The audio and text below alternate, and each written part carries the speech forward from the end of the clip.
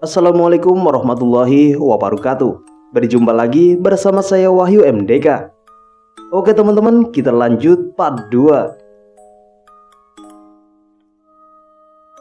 Tidak seberapa sungai terlihat di sini dengan lumayan deras karena hujan tadi. Kembali Sylvia meminta beristirahat karena udara di sini benar-benar sudah sangat dingin. Dan di sini mengucapkan kata dingin menjadi salah satu pantangan menurut Pak Ion saat menyampaikan waktu kami bermalam di tempatnya. Hanya saja temanku ini menyeletuk jika dia merasa dingin. "Mas, istirahat sebentar ya. Dingin banget ini. Aku ambil jaket dulu." Aduh, ucapku lirih tapi didengar dia. Sorry, kelepasan aku," ucapnya dengan menutup mulutnya. "Sudah, gak apa-apa, santai aja," jawabku. Aku antara percaya dan tidak perihal larangan ini. Tetapi sebuah larangan tidak akan pernah ada tanpa sebab. Dan tentu itu dibuat karena pernah terjadinya sebuah tragedi di balik ucapan itu. Di sini bisaku hanya berdoa semoga tidak terjadi apa-apa. Cuaca yang belum berpihak pada kami, alam masih berselimut kabut dan gerimis masih turun, membawa suhu sangat dapat dirasakan di bawah 0 derajat. Kini jaket sudah dia kenakan, tetapi justru terlihat jika dia semakin kedinginan. Sampai-sampai jas hujan ia kenakan lagi. Badan Sylvia bergetar menggigil. Neng, kamu gak apa-apa?" Aku mulai agak panik melihat itu. "Tenang, aku hangatkan tubuh sambil buat kopi panas sebentar ya," ucapnya sembari meminta. "Iya." Aku langsung mengeluarkan peralatan. Kami menunda perjalanan kembali. Sampai di sini terlihat langit semakin gelap. Memasuki waktu asar sudah lumayan temaram, bagai mau maghrib. Tetapi bagaimanapun keselamatan adalah utama daripada memburu waktu hanya untuk mencatat keberhasilan berdiri di puncak gunung. Sumbing termasuk gunung yang memiliki jalur berat. Meski di sini tergolong jalur paling pendek dari jalur lain, tetapi puncak kemiringannya sangat menguras tenaga, menghajar fisik tanpa ampun. Aku menyuruhnya mendekatkan telapak tangan ke kompor biar bisa merasa hangat. Walau gerimis belum juga berhenti, kami tanpa menutup apapun memasak air di bawah langit yang tidak memberikan celah dalam buang airnya. Sedikit lumayan terlihat dia mulai stabil. Dengan berkurang tubuhnya yang menggigil, wajahnya juga tidak sepucat tadi. Aku seduh kopi dalam cangkir lalu memberikan pada Sylvia. Tegukan kopi panas itu sangat berguna untuknya. Kini dia jauh lebih kembali pulih. Hanya saja pantangan dilarangnya mengucapkan kata dingin di Gunung Sumi ini tetap menjadi misteri. Aku yang melihat perubahan secara drastis setelah kata itu terucap dari mulut Sylvia, membuatnya dia kedinginan. Hebatnya dia selalu bisa mengontrol hal itu. Suara aliran air itu gemericik terdengar. Angin yang terus berhembus memperlihatkan honeymoon bergerak terseret. Di sini aku melihat bayangan seperti seseorang yang berdiri di sebalik kabut.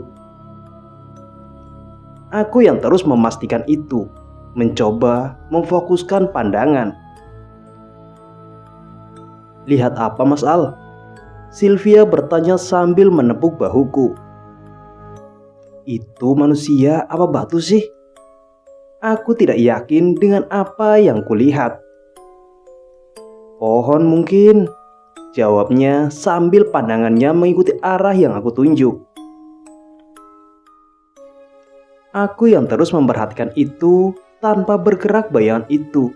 Tetapi semakin besar juga terasa terus mendekat. Tetapi jelas itu sama sekali di tempat semula tanpa bergeser maju sama sekali. Andai pun manusia, kenapa tidak bersuara? Andai batu atau pohon, kenapa terus bertambah besar? Sudah, gak usah diperhatiin. Beres-beres aja yuk, lalu gerak, pinta Sylvia. Daripada rasa penasaran ini justru menyeret ke hal yang tidak diinginkan, aku langsung mengepak peralatan dan kembali mengikuti arahan gadis ini. Dia entah kenapa seperti malaikat penjaga di pendakian kali ini. Dari berbagai perjalanan, baru saat ini justru aku yang dijaga oleh seseorang. Sangat berbalik dengan berbagai pengalaman-pengalaman sebelumnya. Dari sini pun aku merasa jauh lebih dari kata fokus. Selalu diarahkan olehnya agar selamat. Jalan kita, Neng, ajakku. Dia hanya mengangguk dengan tetap memegang cangkir kopinya sambil berjalan di depanku. Sampai menyeberangi sungai kecil ini pun, dia tetap sambil menyeruput kopinya. Aku baru ini menemui cewek kuat segokil dia. Perjabangan debus kami lewati dengan rasa yang diikuti seseorang. Mungkin saja itu sosok yang aku lihat di bawah tadi. Rasa ini terus terasa. Bahkan suara langkahnya menginjak ranting dan beceknya jalur dapat terdengar. Diam dan mengabaikan hal itu jauh lebih baik, karena dia yang saat ini berusaha kacaukan pemikiran diri ini. Lolos melalui jalur yang sangat menanjak juga menguras habis tenaga itu.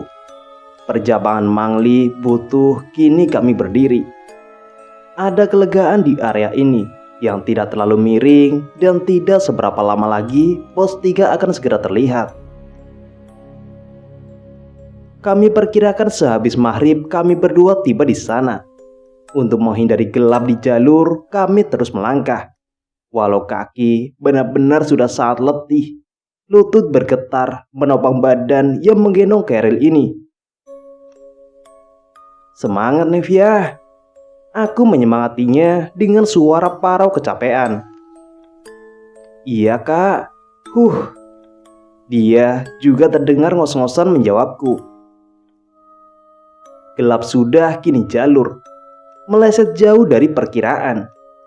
Aku yang membayangkan akan sampai puncak waktu maghrib.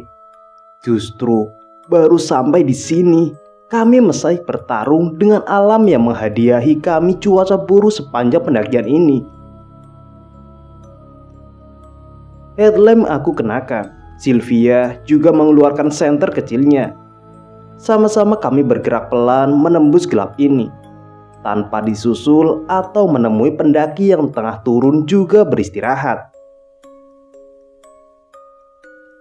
Hei, hei, hei. Suara memanggil dari arah belakang. 3 kali suara itu memanggil. Bukan hanya aku yang mendengar, tetapi Sylvia juga. Sampai dia berhenti dan berbalik ke arahku, sambil menyorotkan senternya ke bawah dan mencari sumber suara itu. Aku menyuruhnya jalan saja, tanpa perlu mempedulikan apapun. Andai memang itu pendaki lain, nanti juga bakal bertemu di pos 3 saat kami beristirahat. Gangguan bermunculan ketika matahari kini sudah benar-benar tenggelam. Berbagai panggilan yang tanpa ada wujudnya terus terdengar dari belakang di bawah sana. Meski gerimis sudah mulai berhenti, kabut tebal bagai batasan dinding berwarna putih itu kini lebih pekat dan tebal. Dapat dirasakan jika putaran waktu gerbang lelembut kini terbuka sudah. Alhamdulillah, shelter 3 mas. Sylvia menyerukan kelegaan. Iya Neng, aku yang hanya asal menjawab karena semua tertutup kabut. Temanku yang semakin semangat untuk segera sampai di pos itu. memperlebar langkahnya agar dapat segera sampai dan merebahkan badan di sana untuk membuang lelah. Hanya saja 15 menit kami terus menanjak. Tempat itu sudah tidak terlihat lagi oleh Sylvia. Lah, kok nggak sampai-sampai ya mas? Tadi deket banget loh. Dia memberitahu dengan nafas yang sudah memperlihatkan dirinya kecapean. Sabar, dikit lagi. Tarik nafas dulu sebentar. Aku menyuruhnya agar tetap tenang. Iya mas, tapi tadi deket banget. Ini nggak beres deh. Celetuknya mulai tidak bisa mengontrol omongan. Sudah, berdoa saja. Jangan mikir macem-macem. Ayo jalan lagi. Ajakku dengan memperingatkan dia. Dia sebelum kembali melangkah, aku lihat berdiri diam sambil khusyuk berdoa. Setelah itu baru kembali melanjutkan langkah. Dan 5 atau 10 langkah saja kami berjalan. Sudah berada di bangunan beratapan seng itu. Tentu ini sangat aneh dan terlihat ganjil.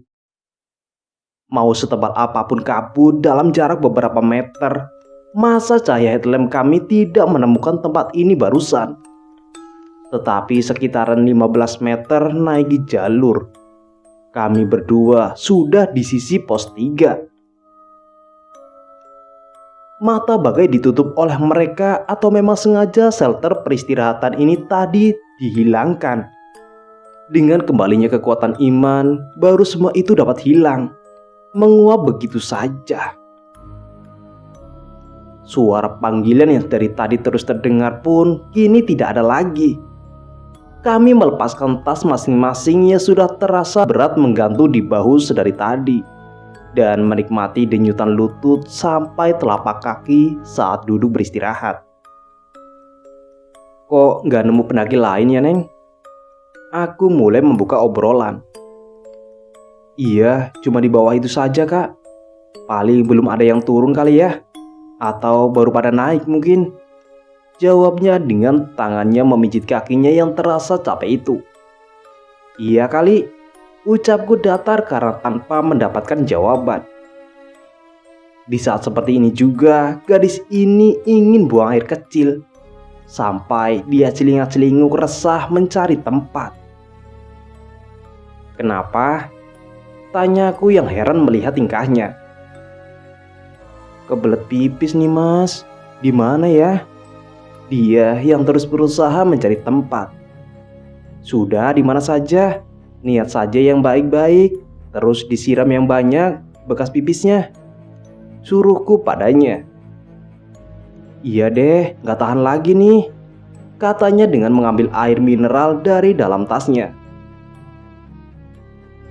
Sebelum dia bergerak pergi kencing, aku hanya mengingatkan kembali untuk menyiram bekasnya sampai bersih. Dia hanya mengangguk dan mengacungkan jempolnya memberi tanda jika paham dengan maksud ucapanku. Lalu dia pergi mencari tempat untuk pipis, tanpa terlihat lagi olehku tertutup kabut. Susahnya mendaki dengan cewek berdua saja itu begini. Merasa kasihan saat seperti ini. Untung saja Sylvia bukan cewek penakut yang mesti diantar juga ditungguin saat buang air. Ada rasa sedikit tenang, tapi dalam hati juga sangat was-was. Di tengah belantara berkabut yang menjadi ketakutanku hanya jurang saja, andai dia tidak berhati-hati mencari tempat. Aku yang duduk menunggunya hanya memakan roti dan minum air putih. Sesekali aku lirik jam tanganku, menandai seberapa lama temanku ini pergi. 15 menit dengan alam yang sepi menjadikanku semakin khawatir. Karena kalaupun hanya buang air kecil tidak akan selama ini. Apalagi menunaikan hajatnya di alam liar yang angker begini. Neng Via. Aku berteriak memanggilnya. Tetapi tidak ada jawaban. Sampai aku ulangi memanggilnya dengan suara yang jauh lebih keras agar dia dapat mendengarku. Iya mas, iya. Dia menjawab, membuat hati ini lega. Sampai cahaya itu terlihat dan dia bergerak mendekat kembali menuju tempat aku menunggunya.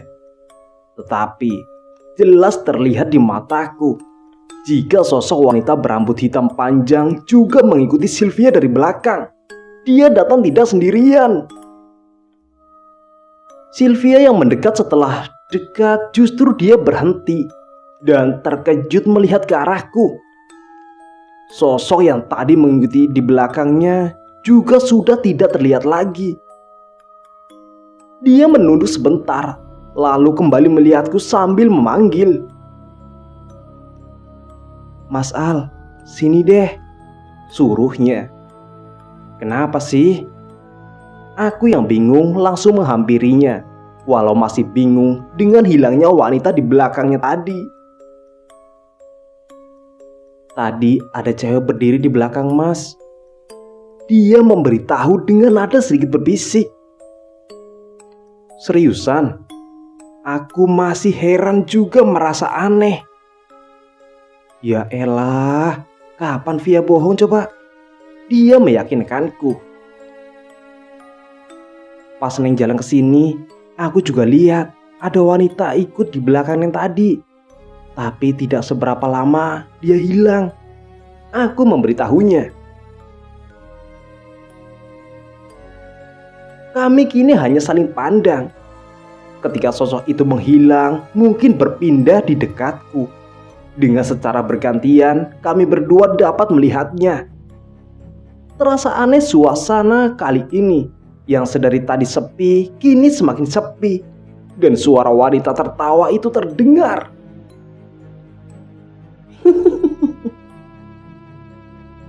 Astagfirullah, ucap Sylvia yang langsung mencari sumber tawa kuntilanak itu.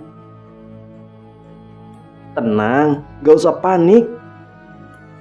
Aku pala yang panik rekaman sendiri. Kelebatan bayang di sebalik kabut juga makin banyak terlihat. Tempat ini sangat tidak wajar. Jika diam saja malah semakin diganggu. Aku langsung menggandeng Sylvia tanpa berkata apa-apa.